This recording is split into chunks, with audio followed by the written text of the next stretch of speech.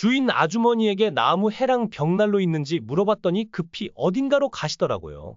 이 이야기는 6년 전 신여진의 집에서 시작됩니다.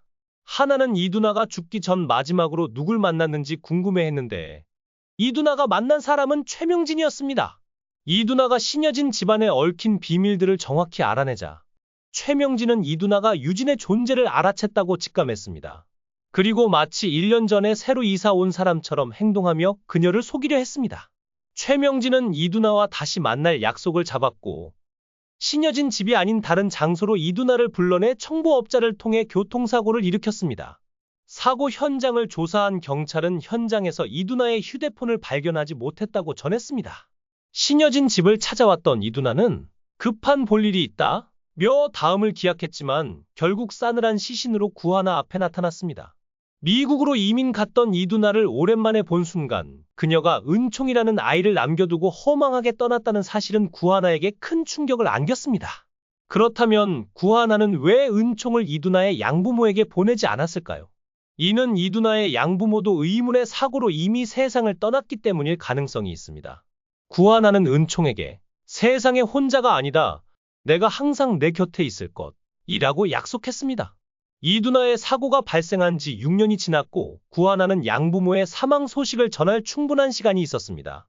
보육원 원장 수녀가 이두나의 양부모를 잘 알고 있었다는 점을 생각하면 은총이 혼자 남겨질 리는 없었습니다. 하지만 은총이 여전히 구하나의 집에 살고 있는 것을 보면 당시 은총에게 다른 가족이 없었음이 확실해 보입니다. 신여진이 처음에 합의를 거부했다가 마음을 바꾼 것을 보고 구지석은 의아해했습니다.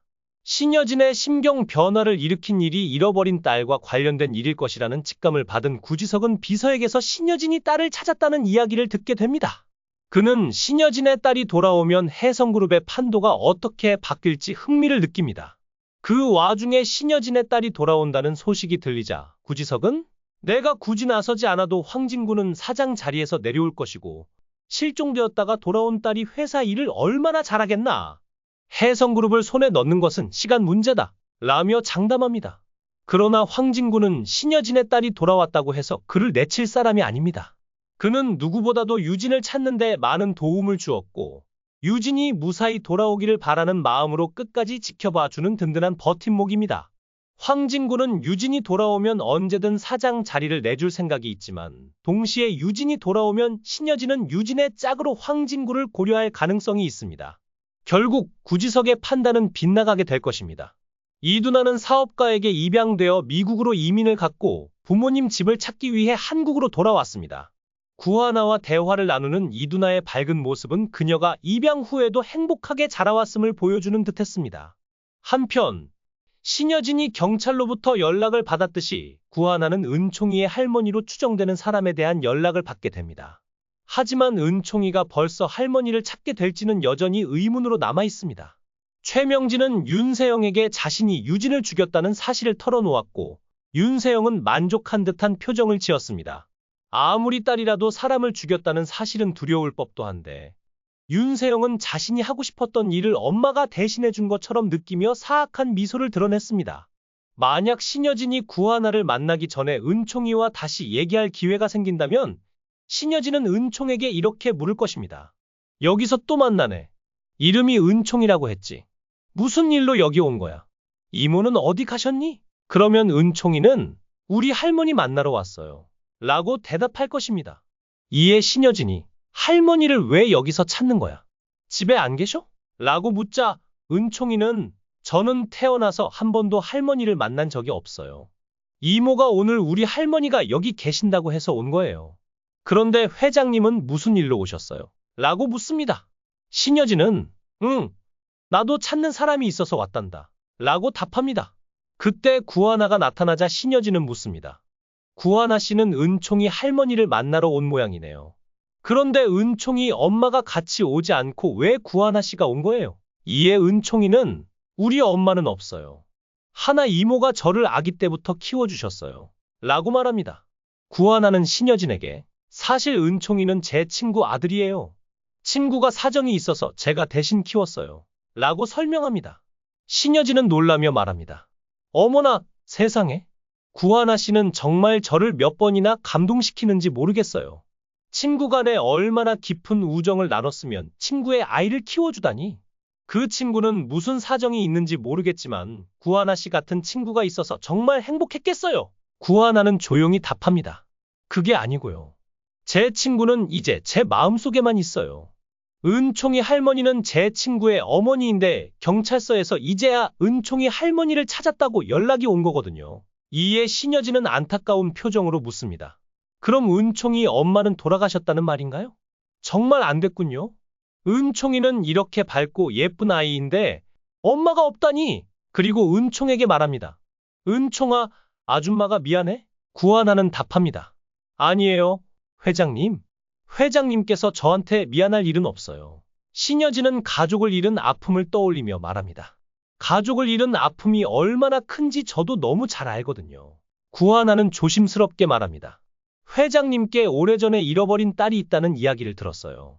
하루하루가 힘드셨을 텐데도 이렇게 회사를 잘 이끌어 오시는 모습이 정말 존경스럽습니다. 신여진은 깊은 한숨을 쉬며 말합니다. 사실 구하나 씨에게만 하는 말인데 저도 오늘 딸을 만나기로 하고 나왔어요. 딸을 잃어버린 후 사는 게 너무 힘들었지만 기다리고 기다리다 보니 결국 좋은 소식이 들려왔어요. 구하나 씨나 저나 비슷한 상황이라 그런지 은총이가 꼭 할머니를 만났으면 하는 마음에 이런 이야기를 털어놓게 되네요. 제 딸이 구하나 씨와 나이가 같은데 항상 구하나 씨를 보면 딸이 생각났었어요.